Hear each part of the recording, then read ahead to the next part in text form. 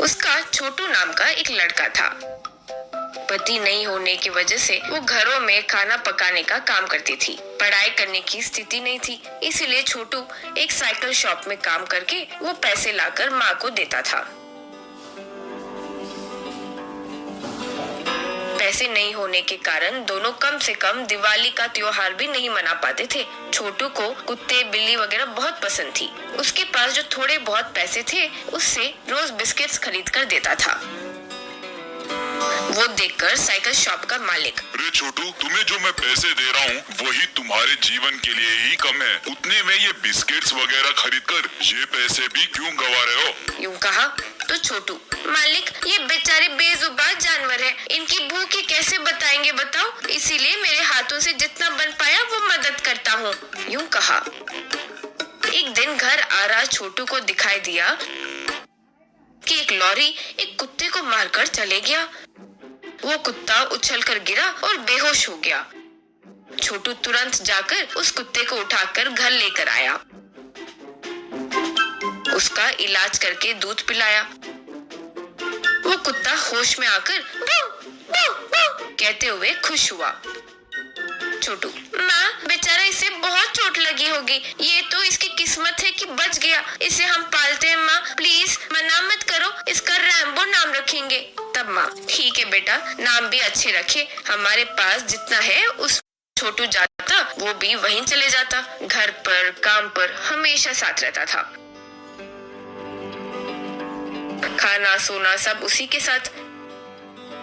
एक दिन छोटू ने, रैम्बो ये क्या मुश्किलें हैं हमारी, ये कब दूर होंगी, भगवान क्यों हमारे साथ इतना अन्याय कर रहे हैं, माँ का ये दुख भी मैं देख नहीं पा रहा हूँ रे, कहकर दुखी हुआ। वो सुनकर रैम्बो यूं पुकारा। एक दिन घर के बाहर आए छोटू को रैम्बो नहीं दिखाई दिया। वो इधर उधर देखा तो रैम्बो एक केकड़े को मुंह में पकड़कर उसके पास आकर उसे नीचे रखा और पुकारने लगा। छोटू, कहाँ मिला रही है तुम्हें और ऐसे क्यों छोड़ दिए, खा लो ना, यूं कहा। रैम्बो कहते हुए आगे जाकर रुककर पीछे देखते हुए यूं पुकारा। छोटू, ये रैम्बो क्या कहीं आने के लिए कह रहा है, सोचकर उसके पीछे गया। वो उसे एक नदी के पास ले जाकर एक गुफा के अंदर ले गया।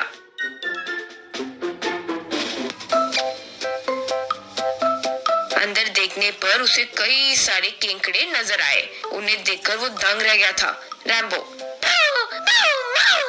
यूं कहा। तब छोटू, ओ इन्हें दिखाने के लिए लेकर आए हो, शाबाश, आहा कितने सारे केकड़े हैं यहाँ, इन्हें पकाकर सब्जी बनाकर बेचे तो खूब पैसे मिल लेंगे, इससे हमारी परेशानी भी दूर हो जाएगी, पहले इन्हें अच्छे से पालना होगा, यूं सोचा।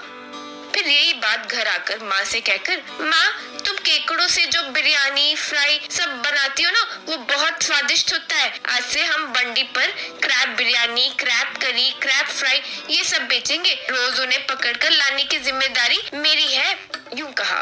वो ठीक है बोली। फिर छोटू रोज रैम्बो के साथ जाकर एक बड़े से पुट्टी में केकड़े पकड़कर लाता था। फिर उनके साथ उसकी माँ मंडी पर क्रैब पकवान बनाती थी। लोग आकर वो पकवान खाकर खूब प्रशंसा किए। कुछ दिनों बाद छोटू उन पैसों से कुछ बड़े और चौड़े पात्र खरीदकर केकड़े पालने लगा। रोज उन्हें अच्छा खाना वगैरह देकर अच्छे से देखभाल की।